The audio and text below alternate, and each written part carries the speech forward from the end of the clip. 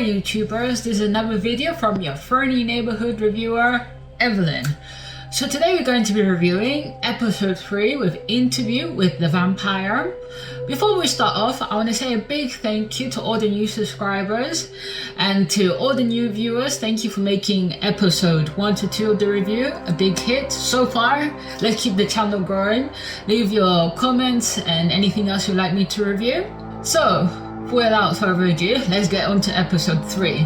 So where we left off in episode 2, Louis has already become a vampire by Lestat, and we dive in straight into episode 3, seeing how Louis and Lestat's romance/relationship, how does that work out when both of them are vampires? And the big key issue here, which Louis is trying to come to terms with, that Lestat doesn't take monogamy well. He basically tells Louis in the episode, in this very long life we live, we need, some entertainment. And Louis is left a little bit shocked because a singer comes into the Azalea, the club that Louis owns, with Lestat, but the name on the paper is Louis.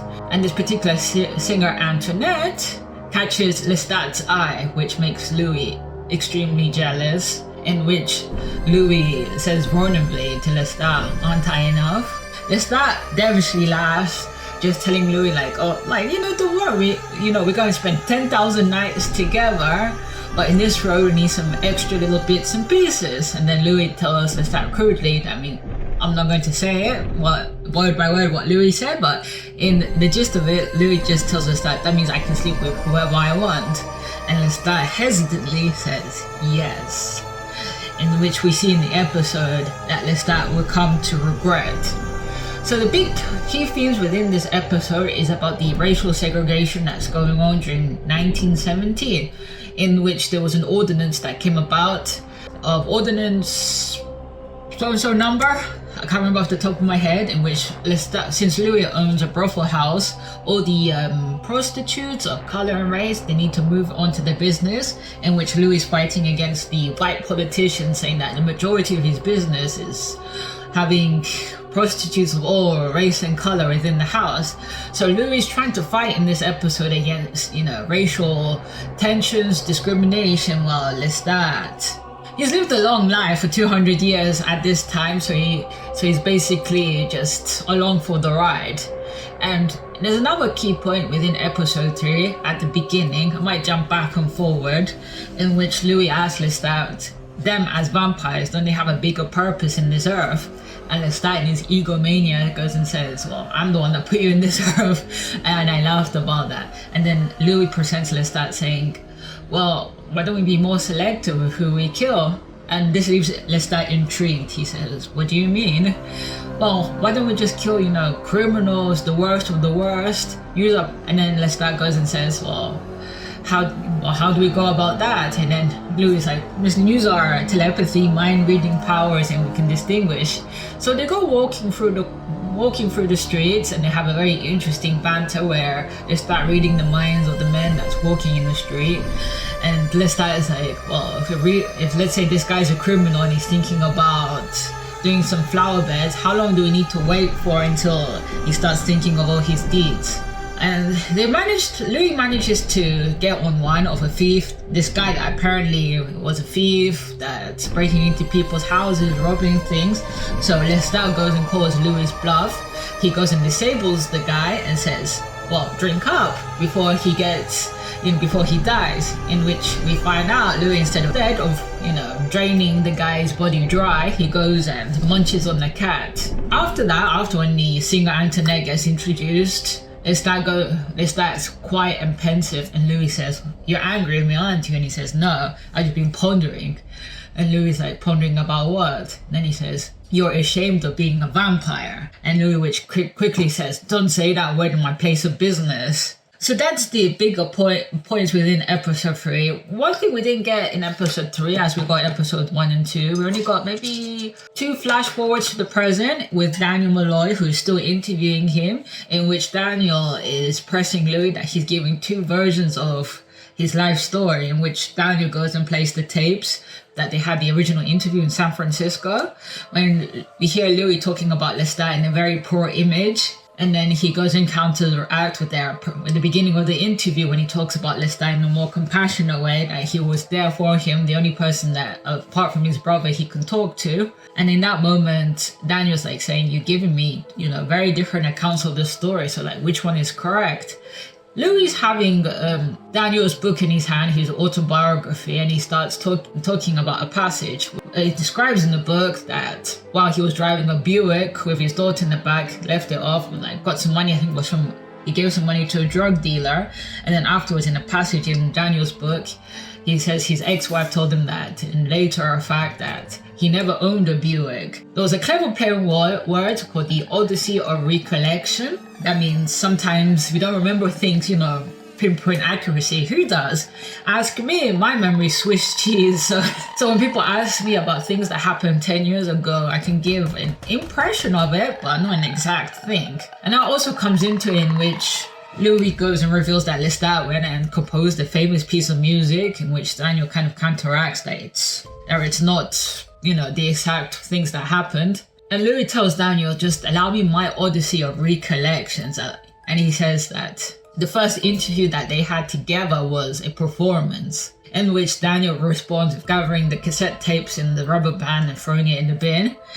And Louis just goes and says, "Now, who's performing now?" And we see on the laptop that Daniel's deleting the other files. And what Louis does, which is a bit surprising, because in the books, I knew that Louis never gained the power of telepathy, and since he always kept his diet regularly, like with animals, the little drink. But in here we see that Louis has gotten the capability of pyrokinesis, in which he uses his mind powers to make the tapes go aflame in the rubbish bin, in which scares Daniel. The actor who plays Daniel, I'll put his photo and name. In those moments, Daniel gets a crude reminder of who he's dealing with. You can see the fear in Daniel's eyes, and like the way I say, the guy has balls of steel. He recomposes himself and they continue with the story. So the tensions arise by the end of episode 3, in which the city ordinance of segregating the women of the night, of like darker complexions, women of color, they go and shut down the electricity from his house, from his brothel house, clubhouse, in which this makes Louis extremely angry. He tries to negotiate with the white politicians. Louis goes and triggers a mass riot where the people are burning down houses, in which he's had enough. He confronts the larger politician, well, we see from episode 1, in which the politician says, "Well, listen, why are you breaking into my house? There's no point." And he eggs on Louis, which is a very dangerous combination, in which Louis does, state a black man of color and a vampire with all that pent-up aggression, a dangerous combination, in which Louis goes and savagely kills the white politician after the politician goes and shoots him twice, and we can see the fear there. He goes and kills the politician and leaves his body hanging at this big house, big building, in which that starts mass riots. So there's fire going on, mayhem, and then Lestat's there saying, "You finally gave in to your dark desires, Louis. I'm so proud of you."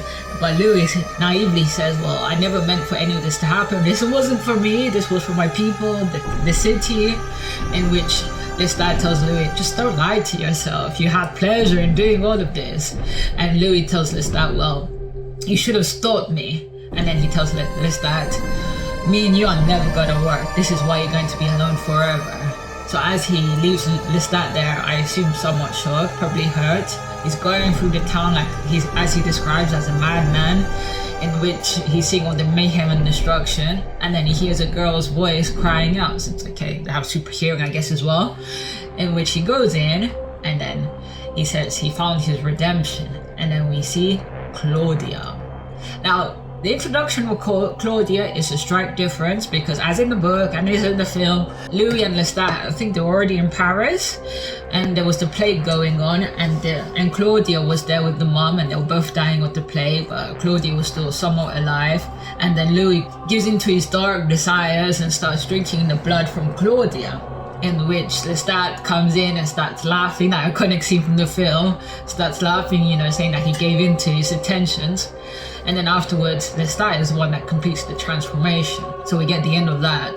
There was a lot to go through in this episode. We have the, important topics of that time of racial segregation, discrimination, and of course, in a multi-racial relationship is, how that figures in, especially in that time period. And of course, Daniel presenting to Louis another point that Louis talks about Lestat in an abusive situation, and Louis counteracts saying that I don't consider myself abused. It's a toxic love story. What can we say? It's a very toxic love story. I don't know how they're going to end episode 8, and I don't know how season 2 is going to be. I do hope that by episode 8 we do see Lestat in the present time to see what type of shape he's in and how's that going to end. And also, I just realized that he took out the trailer from the Mayfair Witches, and I'm like, I haven't seen it yet. I'm going to do a reaction to that. I read the books of the Mayfair Witches, Blackwood Farm with Tarquin, the other vampire, of course Mona and Rowan Mayfair and Michael, and then the whole saga of Lasher with that supernatural entity attached to the witches. So that's going to be very interesting. And also there's a potential for a crossover, because I know in Blackwood Farm that does come into the picture, and there's like a short-lived love affair with Rowan. But anyway, if you made it to the end, big thank you. And to any new viewers, I really appreciate if you hit the subscribe button. I'm always trying to improve these videos. Just bear in mind, it's just only me editing and trying my best to each quality better. And anyway, a big thank you. And as I leave you always, bye!